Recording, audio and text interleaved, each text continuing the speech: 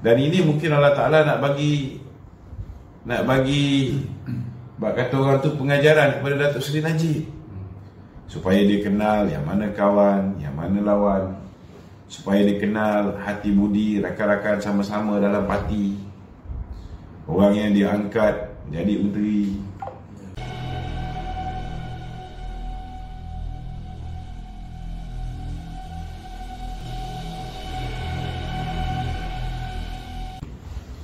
Bila mana kita melihat judgement yang bocor,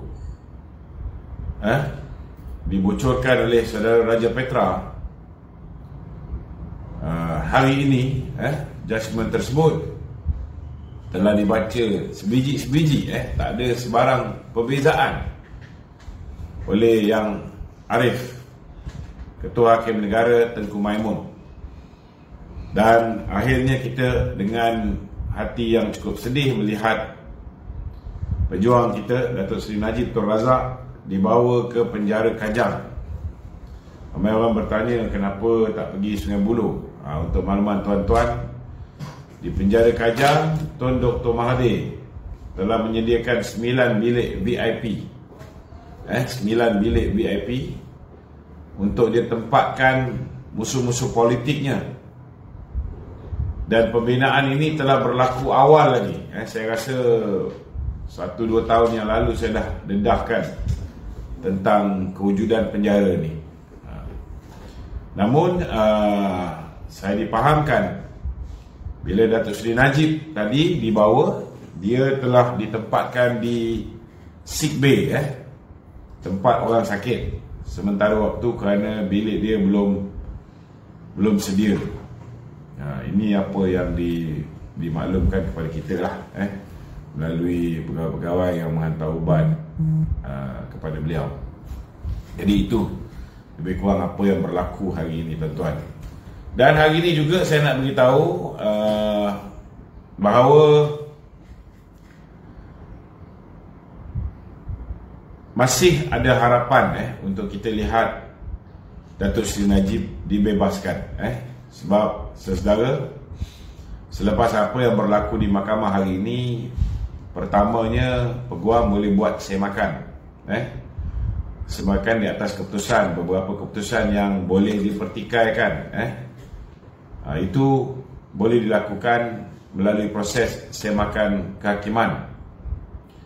Terutamanya bila mana peguam Datuk Seri Najib Haji Hisham T telah meminta supaya Ketua Hakim Negara recuse herself ataupun menarik diri akibat daripada tularnya kenyataan-kenyataan yang dikeluarkan oleh Datuk Zamani Ibrahim, suami kepada Chief Justice, yang jelas menunjukkan beliau merupakan seorang yang pro Pakatan Harapan dan mempunyai perasaan membenci Datuk Seri Najib yang cukup keterlaluan.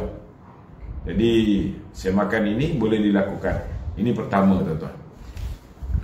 Namun kedua, yang sedang diusahakan dalam masa terdekat ini ialah ahli keluarga akan mengutus surat. Sebenarnya apabila seseorang sudah dijatuhkan hukuman di peringkat mahkamah yang tertinggi, dalam kes Datuk Seri Najib, mahkamah yang tertinggi ialah Mahkamah Persekutuan, kerana dia bermula di mahkamah tinggi, kemudian ke mahkamah rayuan, dan mahkamah yang ketiga ialah Mahkamah Persekutuan.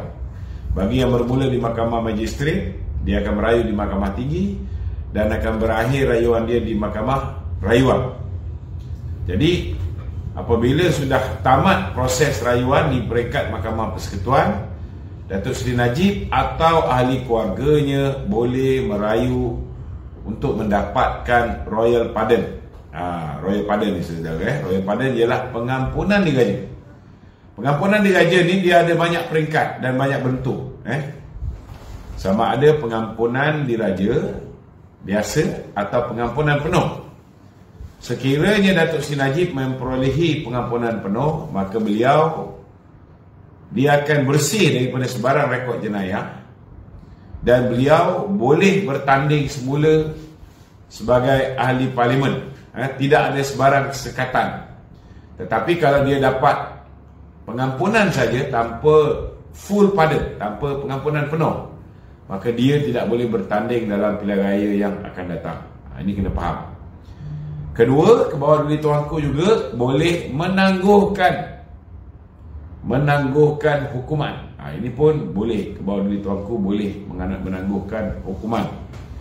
Dan yang ketiga, tuan-tuan, ke bawah duli tuanku boleh mengurangkan hukuman. Hukuman daripada 12 tahun penjara, dia sebenarnya 72 tahun penjara, tetapi bila dilaksanakan serentak, maka dia jadi 12 tahun penjara untuk setiap satu daripada 7 pertuduhan. Yang menyebabkan Datuk Seri Najib dipenjarakan sebanyak 12 tahun ini yang berjalan serentak ialah untuk 7 pertuduhan yang dia didapati bersalah, dikekalkan hukuman bersalah seperti mana yang telah pun diputuskan oleh Mahkamah Rayuan dan juga Mahkamah Tinggi. Jadi saudara, tempoh yang tercantik, walaupun biasanya saudara, biasanya untuk proses royal pardon ni memakan masa berbulan-bulan, ada yang 8 bulan baru dapat keputusan. Namun untuk proses yang cuba disegerakan ini, kerana dalam masa terdekat, untuk makluman saudara, pada 31 Ogos ini, sempena hari kemerdekaan, biasanya memang ke bawah duli tuanku ada memberikan pengampunan diraja. Jadi kita mengharapkan supaya keluarga ini, keluarga Datuk Seri Najib sekarang ni memang sedang prepare, sedang berbincang dengan peguam-peguam untuk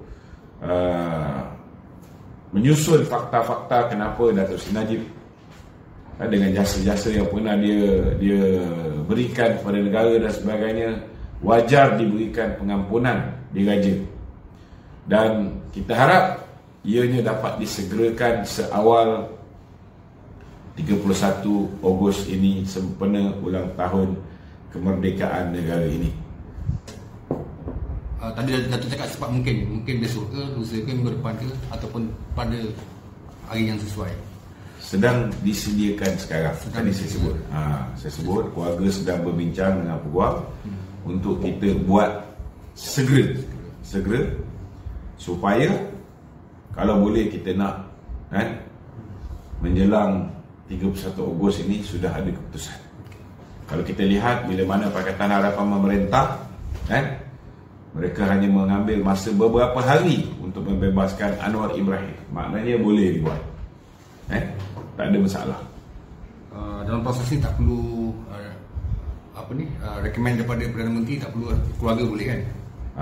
Sebenarnya ada kaitan juga dengan Perdana Menteri, sebab royal pardon ini bukan hanya diberikan oleh ke bawah duli tuanku, tetapi oleh Jemaah Pengampunan Diraja, yang mana Perdana Menteri, Peguam Negara berada di dalam tu. Itu kita doakanlah, semoga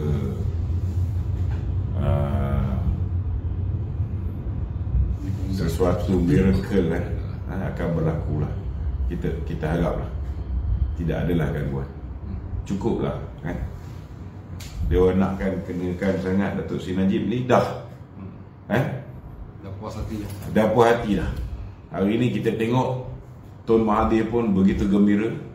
Kita tengok Anthony Loke, dia kata apa, ini satu kemenangan untuk rakyat Malaysia.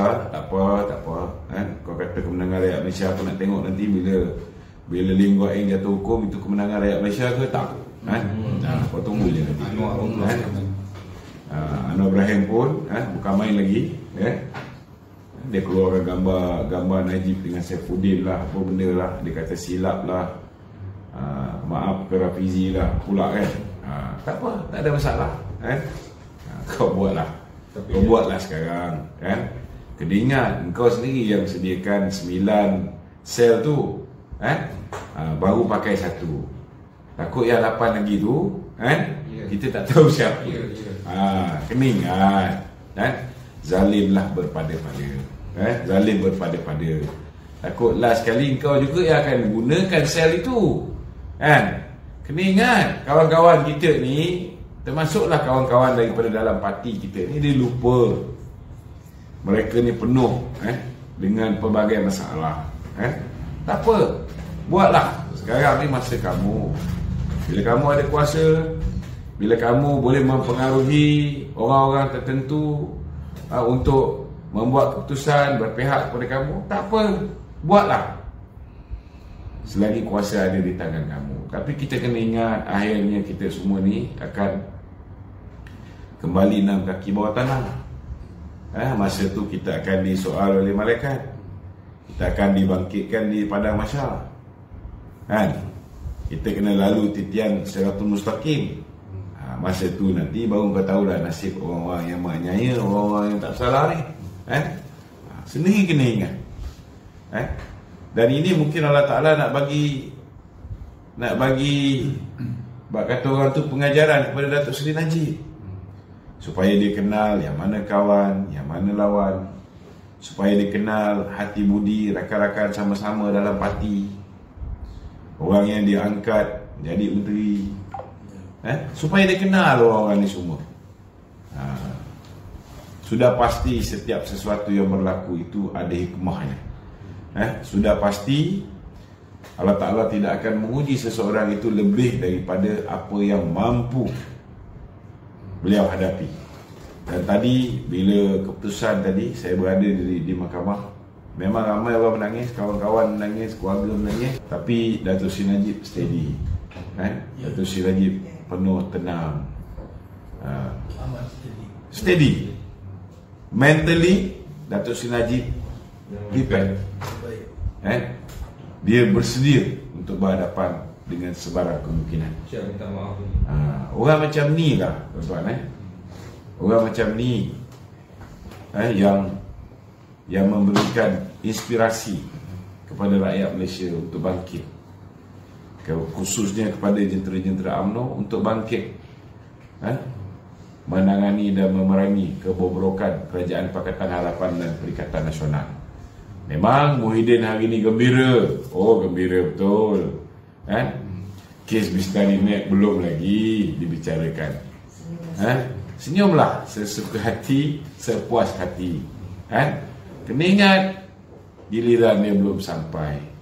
Hari ni dia cukup gembira. Dia ingat dengan memenjarakan Datuk Seri Najib, maka isu dia meluluskan 600 bilion ringgit sepanjang tempoh darurat, tak ada siapa yang akan buka. Belum tentu. Belum tentu. Kita nak bagi peringatan. Berlaku zalim itu berpada-pada. Jangan lebih. Bila berlebihan, bila overkill, last kali kamu juga nanti yang akan binasa.